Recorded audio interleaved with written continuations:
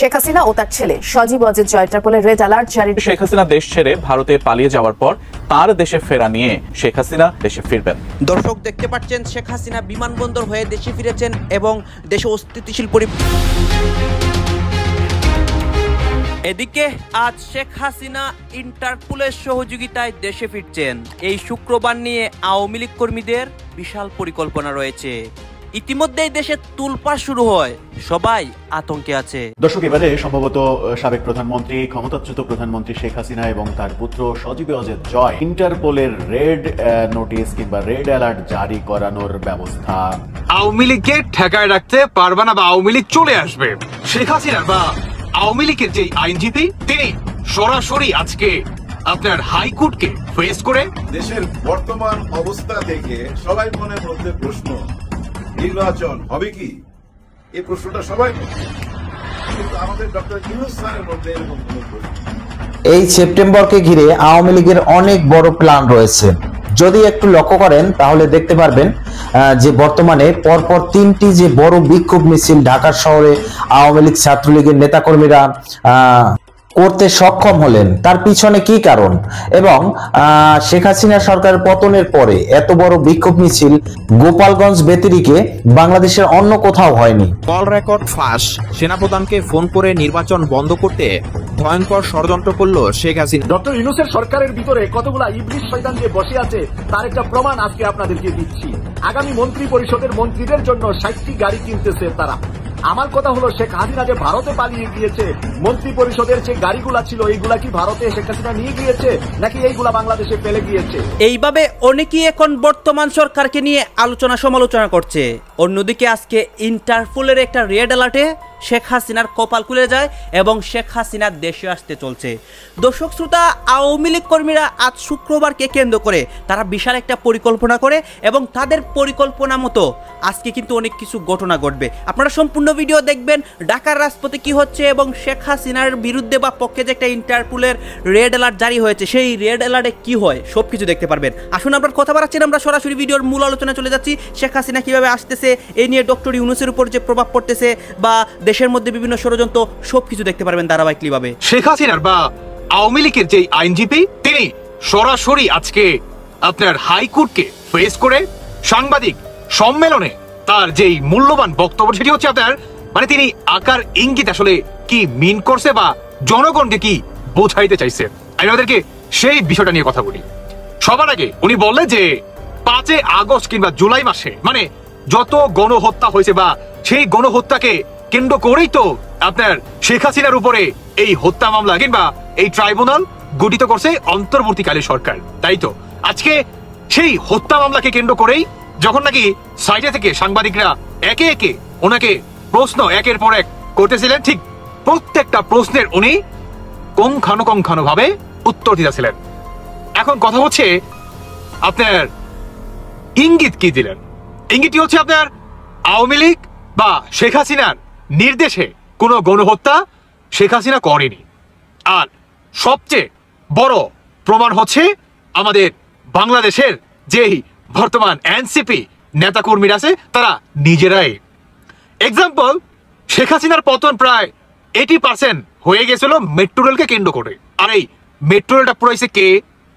হান্নান মাসুদ, তিনি নিজে মুখে স্বীকার করছে আপনার সাংবাদিক একটা সম্মেলনে কিংবা একটা টক শোতে, তাই না? এখন আসুন, ব্যারিস্টার রুমিন ফারহানা উনি বলল যে বাংলাদেশে 5 আগস্টের পর থেকে আওয়ামী লীগের মানে কার্যক্রম আপনার নিষিদ্ধ করছে, কিন্তু অন্তর্বর্তীকালে সরকার বিপরীতে জনগণকে কি দিতে পারছে?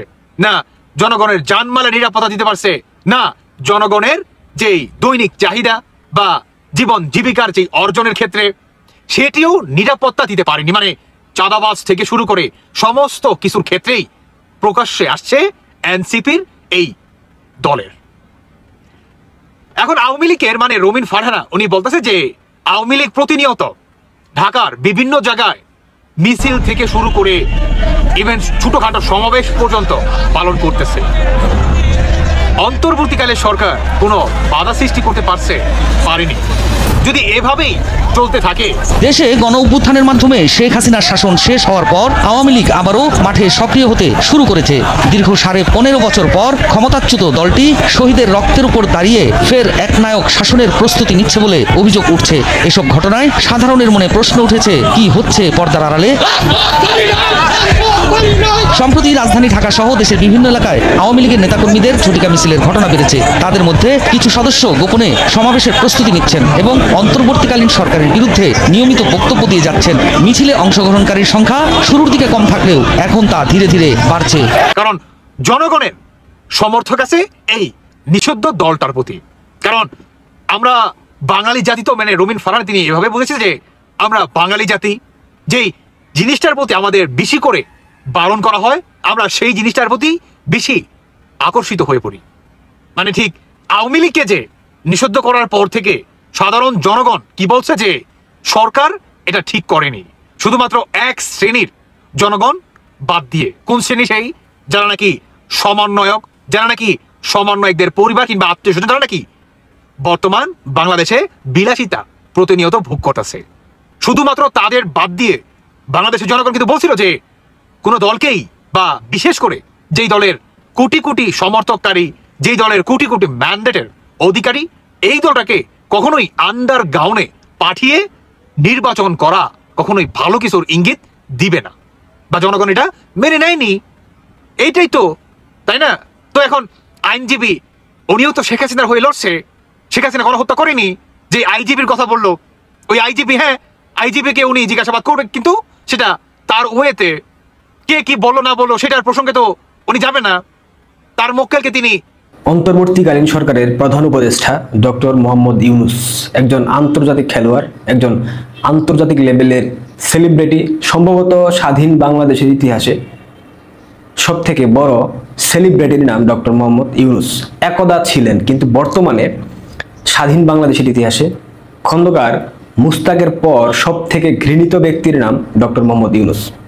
12 মাসের শাসনামলে তিনি বাংলাদেশকে যেই জায়গায় নিয়ে দাঁড় করিয়েছেন, সেই জায়গা থেকে আদৌ বাংলাদেশ মুক্তি পাবে কিনা, সেই জায়গা থেকে আদৌ বাংলাদেশ পুনরুদ্ধার হবে কিনা, আমার এই মুহূর্তে যথেষ্ট শঙ্কা হচ্ছে। ডক্টর ইউনূস মিথ্যাচারের মধ্য দিয়ে ক্ষমতায় বসেছেন এবং তিনি ক্রমাগত মিথ্যাচার করে যাচ্ছেন। এই মিথ্যার শেষ কি আদৌ হবে? এই বয়সে এসে এত মিথ্যা কথা মানুষ কিভাবে বলে, আমার মাথায় আসে না। ডক্টর ইউনূস, আপনার বয়স হয়ে গেছে, আপনি কতদিন বেঁচে থাকবেন তার কোনো নিশ্চয়তা নাই, কিন্তু এই বৃদ্ধ বয়সে এসে আপনি জাতির সাথে যে মশকরা করতেছেন, আপনি বাংলাদেশের আগামী প্রজন্মকে যে একটা অনিশ্চিত ভবিষ্যতের দিকে ঠেলে দিচ্ছেন, এই জন্য কি আপনার মনের মধ্যে বিন্দুমাত্র অনুশোচনা হয় না? আপনি কি করতেছেন আপনি কি একবার ভাবছেন?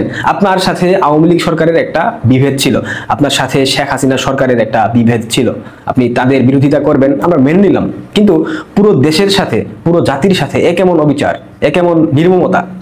এই দেশ, এই জাতি, এই মা মাটি, এই পানি, এই বাতাস আপনাকে ডক্টর ইউনূস বানিয়েছে। আপনি আপনার ক্ষুদ্র ঋণের যে ব্যবসা, গ্রামীণ ব্যাংক, এই ব্যবসা দিয়ে কিন্তু আজকে ডক্টর ইউনূস হয়েছেন। এই ডক্টর ইউনূস হওয়ার পেছনে, আপনার নোবেল বিজয়ের পেছনে বাংলাদেশের মানুষের অবদান ছিল, আছে। আপনি সবকিছু ভুলে গিয়ে শুধুমাত্র আওয়ামী লীগকে বিরোধিতা করে একটা দেশকে ধ্বংসের দ্বার প্রান্তে ঠেলে দিচ্ছেন। এ কেমন বিচার? এই দায় কিন্তু আপনাকে মেটাতে হবে। আপনি কিন্তু ভাইবেন না যে আপনাকে এই দায় মেটাতে হবে না। এত মিথ্যাচার একজন মানুষ কিভাবে করতে পারে? একটা ভিডিও দেখেন। ফ্যাসিস্ট শাসনের সময় প্রতি বছর 1,90,000 কোটি টাকা বাংলাদেশ থেকে পাচার করা হয়েছে। বুধবার রাষ্ট্রীয় অতিথি ভবন যমুনায় ট্রান্সপারেন্সি ইন্টারন্যাশনালের প্রধান ফ্রাসোয়া ভালেরিয়ানের সাথে বৈঠকে এই কথা জানান প্রধান উপদেষ্টা। অর্থ পাচার ঠেকাতে বৈশ্বিক পদক্ষেপের আহ্বান জানান ডক্টর ইউনূস। ফ্যাসিস্ট শাসনামলে অর্থাৎ শেখ হাসিনার সরকার থাকাকালীন প্রতি বছর 1,90,000 কোটি টাকা বাংলাদেশ থেকে পাচার করা হয়েছে। বিভিন্ন মাধ্যমে, বিভিন্ন মারফতে বিভিন্ন ব্যক্তিরা এই টাকা পাচার করেছেন। তাহলে গত বছর 2024 সালের 5 আগস্ট থেকে আজ অবধি এক বছরে যে 1,90,000 কোটি টাকা, সেটা কি বাংলাদেশের রিজার্ভে যুক্ত হয়েছে? যদিও বাংলাদেশ ব্যাংকের রিজার্ভে দেখানো হচ্ছে 26 বিলিয়ন মার্কিন ডলার এই মুহূর্তে ফরেন রিজার্ভ রয়েছে, কিন্তু আদৌ 26 বিলিয়ন রয়েছে কিনা সেটা আমার জানা নাই। আমার বিশ্বাস হয় না 26 বিলিয়ন ডলার এই মুহূর্তে বাংলাদেশের অর্থনীতিতে রয়েছে। এই যে মিথ্যাচার, এই যে মিথ্যা কথাগুলা ক্রমাগত বলে যাচ্ছেন, এই মিথ্যার কি শেষ হবে না? যদি বাংলাদেশের অর্থ পাচার রোধ করা হয়ে থাকে, সেই ক্ষেত্রে বাংলাদেশের অর্থনীতির এরকম নাজুক পরিস্থিতি কেন? অর্থনীতির আকাশে কালো মেঘ। জুলাই ঋণ প্রবৃদ্ধি 6.52%, 22 বছরে সর্বনিম্ন। করোনাকালে প্রবৃদ্ধি ছিল 7%-এর বেশি। এ ধরনের তথ্য কেন আমরা পাচ্ছি? সাবেক প্রধানমন্ত্রী, ক্ষমতাচ্যুত প্রধানমন্ত্রী শেখ হাসিনা এবং তার পুত্র সজীব অজেদ জয়, এই দুইজনের বিরুদ্ধে অন্তত ইন্টারপোলের রেড নোটিশ কিংবা রেড অ্যালার্ট জারি করানোর ব্যবস্থা করছে সরকার। তেমনি উদ্যোগ আমরা দেখতে পাচ্ছি এবং সেটা কতটা বাস্তবায়ন করা সরকারের পক্ষে সম্ভব হবে সেটা একটা বড় বিষয়। গত 1 বছর ধরে এই আলোচনাটা চলছিল, সেটা আলোচনার পর্যায়ে ছিল, এবার সেটা একটা আনুষ্ঠানিকতা পেল মনে হচ্ছে। সরকার কোন পথে এগোচ্ছে, তাহলে কোন পথে এগোবে, ইন্টারপোল সরকারের আহ্বানে সাড়া দেবে কিনা একটু বোঝার চেষ্টা করবো এই ভিডিওতে। সংবাদ মাধ্যম কি বলছে তার ভিত্তিতে। দর্শক, বলছিলাম সাবেক প্রধানমন্ত্রী শেখ হাসিনা এবং তার পুত্র সজীব অজেদ জয়, এই দুইজনের বিরুদ্ধে অন্তত ইন্টারপোলের রেড অ্যালার্ট জারির ব্যাপার আসছে সম্ভবত খুব শীঘ্রই। সেরকমটাই আমরা দুদকের একটা চাওয়া সরকারের কাছে, দুদক এরকম চেয়েছে, পুলিশের কাছে আনুষ্ঠানিকভাবে চিঠি দিয়েছে, এমনটাই আমরা দেখছি। গণমাধ্যম কি বলছে একটু জেনে নিন। গণমাধ্যম বলছে শেখ হাসিনার বিরুদ্ধে রেড নোটিশ জারি করতে পুলিশকে দুদকের চিঠি। কেন তারা এই চিঠি দিল একটু বুঝে ওঠার চেষ্টা করি। তারা বলছে যে দুর্নীতির মামলায় অভিযুক্ত সাবেক প্রধানমন্ত্রী শেখ হাসিনা এবং তার ছেলে সজীব অজেদ জয়ের বিরুদ্ধে ইন্টারপোলের রেড নোটিশ জারি করতে পুলিশ সদর দপ্তর চিঠি দিয়েছে দুর্নীতি দমন কমিশন। পুলিশ সদর দপ্তরকে চিঠি দিয়েছে দুর্নীতি দমন কমিশন। দুদকের তদন্ত কর্মকর্তারা পুলিশ মহাপরিদর্শক অর্থাৎ আইজিপি বরাবর এই চিঠি পাঠিয়েছেন। সাংবাদিকদের এই তথ্য নিশ্চিত করেছেন দুদকের জনসংযোগ কর্মকর্তা আক্তারুল ইসলাম। আজকে তিনি এইটা নিশ্চিত করেছেন। চিঠিতে তারা বলেছে, মামলার তদন্তকালে জানা যায় যে এজাহার নামীয় আসামি শেখ হাসিনা বিদেশে অবস্থান করছেন। ন্যায় বিচারের স্বার্থে তার অবস্থান শনাক্ত করে দেশে ফিরিয়ে এনে আইনের মুখোমুখি করার জন্য বিজ্ঞ আদালত গ্রেপ্তারি পরোয়ানা জারি করেছে। আমরা দেখেছি যে আন্তর্জাতিক অপরাধ ট্রাইব্যুনাল থেকে গ্রেপ্তারি পরোয়ানা জারি হয়েছে এর আগেই। এমত অবস্থায় বিজ্ঞ আদালতের আদেশ, গ্রেপ্তারি পরোয়ানা, এজাহারের কপি, চার্জশিটের কপি এবং পূরণকৃত রেড নোটিশ ফর্ম সংযুক্ত করে প্রয়োজনীয় ব্যবস্থা গ্রহণের অনুরোধ জানানো হলো। জয়ের বিষয়ে পাঠানো চিঠিতে বলা হয়েছে, জয়ের বিরুদ্ধেও একই কথা, একই অভিযোগ বলা হয়েছে এবং বলা হয়েছে যে মা ও ছেলের এনআইডি নম্বর, বাবা মায়ের নাম, পাসপোর্ট নম্বর, ঠিকানা এগুলোও সংযোজন করা হয়েছে। এর আগে আমরা যেটা জেনেছি সেটা হচ্ছে যে তাদের নামে পূর্বাচল নতুন শহর প্রকল্পে 10 কাঠা করে 6টি প্লট বরাদ্দে অনিয়ম এবং দুর্নীতি খোঁজার ব্যাপারে তদন্ত করছে দুদক। এরপরে আমরা দেখেছি যে 12ই জানুয়ারি প্লট বরাদ্দের ক্ষেত্রে ক্ষমতার অপব্যবহার ও অনিয়মের অভিযোগে 6টা মামলা করল দুদক। সেই মামলা এখন চলছে এবং মামলায় সাক্ষ্য গ্রহণের কাজও চলছে। এক সাক্ষ্যতে রাজুকের কর্মকর্তারা একটা সাক্ষ্যতে আমরা বলতে শুনেছি তাদেরকে যে শেখ রেহানা নিজেকে অসহায়, গরিব, দুস্থ এমনটা দাবি করে ভুলভাল লেখে নাকি এই প্লট দাবি করেছেন 10 কাঠা করে। অর্থাৎ শেখ হাসিনা, শেখ রেহানা 2 বোন, তাদের ছেলেমেয়েরা অর্থাৎ জয়, পুতুল এবং শেখ রেহানার 2 কন্যা টিউলিপ সিদ্দিক এবং আজমিনা সিদ্দিক রূপন্তী, এই 6 জনকে এই দুদকের মামলায় আসামি করা হয়েছে। তাদের বিরুদ্ধে অভিযোগ যে পূর্বাচলের 27 নম্বর সেক্টরে 10 কাঠা করে প্লট বরাদ্দ নিয়েছেন তারা এবং সেটা ক্ষমতার অপব্যবহার করে এই প্লট নিয়েছেন এবং প্লট যে ফর্ম পূরণ করে নেওয়া হয়েছে সেখানে শেখ রেহানা এবং তার কন্যা নিজেদেরকে আপনারা সবাই বাংলাদেশের রাজনীতি পর্যবেক্ষণ করছেন, গভীরভাবে করছেন। কেননা আপনারা যারা বাংলা ভাষাভাষী পৃথিবীর যেখানেই বসবাস করেন, বাংলা ভাষা, বাংলাদেশ এবং বাংলাদেশের মানুষ, এদেরকে নিয়ে আপনাদের মধ্যে অবশ্যই একটা চিন্তা কাজ করে, একটা টেনশন কাজ করে এবং একটা মমতা, ভালোবাসা কাজ করে। এই বাঙালির 1000 বছরের ইতিহাসে যদি আপনি একটু খেয়াল করে দেখেন, সবচেয়ে কঠিন একটা সময় অতিক্রম করছে এখন। কারণ বাংলাদেশটিকে যারা বলৎকার করেছে তারা হচ্ছে নতুন প্রজন্মের কিছু বকে যাওয়া ছেলে, যারা দেশ বোঝে না, যারা সংবিধান বোঝে না, যারা আইন বোঝে না, যারা নীতি বোঝে না, যারা শাস্ত্র বোঝে না, যারা শুধু বোঝে মানুষকে পিটিয়ে, মানুষকে মেরে কিভাবে টাকা পয়সা, ক্ষমতা ব্যবহার করে নিজের পেট ফোলানো যায়। আপনারা যদি দেখেন, এ নাহিদ থেকে, সারজিস থেকে শুরু করে তাদের 2টা ছবি আপনারা নেন। একটা ছবি হলো 5 অগাস্টের আগে 2024 সালের আর আজকের একটা ছবি নিন, ছবি নিলে দেখবেন এগুলা সব মনে করেন যে এই একটা বছর তো তাদের শ্রম অনেক বেশি হওয়ার কথা, একটা নতুন সিস্টেম তারা চালু করতে চাচ্ছে, দেশটাকে একটা নতুন ধারায় নিয়ে যেতে চাচ্ছে, তাহলে তারা রাত দিন ভরে কাজ করার কথা, তাদের পেট শুকিয়ে যাওয়ার কথা, শরীরের মাংস 3 কেজি কমে যাওয়ার কথা। আমি গ্যারান্টি দিয়ে বলছি প্রত্যেকের শরীরের ওজন 5 KG 6 KG 7 KG 8 KG 10 KG করে বেড়ে গেছে। তার মানেটা আপনারা বুঝতে পারছেন, কোরআনে হাদিসে আছে যারা সুদী হয় ঘুষখোর হয় তাদের পেট বেড়ে যায়, তাদের অবস্থাটা কিন্তু তাই হয়েছে। এক, দ্বিতীয় যে কথাটি আসলে বলতে চেয়েছি আজকে, সেই বিষয়টি হচ্ছে বিএনপি আজকে একটি সংবাদ সম্মেলন করেছে। সংবাদ সম্মেলন না, বিএনপি একটি তার সর্বোচ্চ যে কমিটি, যেটাকে বলে স্থায়ী কমিটির মিটিংয়ে একটি কথা জোর দিয়ে বলেছে। সেই কথাটি কি, যে আমরা বাংলাদেশে কোনো রাজনৈতিক দলকে ব্যান করা হোক সেটা চাই না, সমর্থন করি না।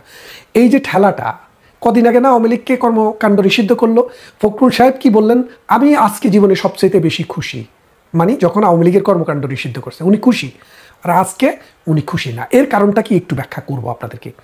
তারপর আমাদের সেনাপ্রধান প্রেসিডেন্টের কাছে গেলেন, প্রথমে গেলেন কার কাছে? আপনারা তো দেখলেন এখানে কি কথা হচ্ছে, অনেকে কিন্তু অনেক কথা বলতেছে, অনেকে আলোচনা করতেছে, অনেকে সমালোচনা করতেছে দেশের বিভিন্ন অবস্থা এবং পরিস্থিতি নিয়ে। বিশেষ করে এখানে কিন্তু দেশের বর্তমান রাজনৈতিক প্রেক্ষাপট নিয়ে কথা হয়, আরও অনেক বিষয় নিয়ে আলোচনা সমালোচনা হয়। বিশেষ করে এখানে ইন্টারপোলের বিষয় বা শেখ হাসিনার ডক্টর ইউনূসের বিভিন্ন অনেক ইস্যু, এগুলো নিয়েই কথা হয়। এই বিষয়গুলো নিয়ে আপনাদের মন্তব্য কি? অবশ্যই আপনারা আপনাদের মন্তব্যটা আমাদের কমেন্ট বক্সে লিখে যাবেন। আর হ্যাঁ, তখন আপনাদেরকে আমরা যা কিছু দেখিয়েছি সব কিছু আমরা সোশ্যাল মিডিয়া থেকে সংগ্রহ করেছি, এখানে আমাদের নিজস্ব কোনো মন্তব্য নেই বা নিজস্ব কোনো সিদ্ধান্ত নেই। সর্বশেষ আপনাদের কাছে আমাদের রিকোয়েস্ট থাকবে, আপনারা আমাদের চ্যানেলের নতুন দর্শক হয়ে থাকলে চ্যানেলটি সাবস্ক্রাইব করবেন এবং পাশে থাকা বেল বাটনটি বাজাবেন যাতে করে নেক্সট ভিডিওটা সবার আগে আপনাদের কাছে পৌঁছায়। ধন্যবাদ।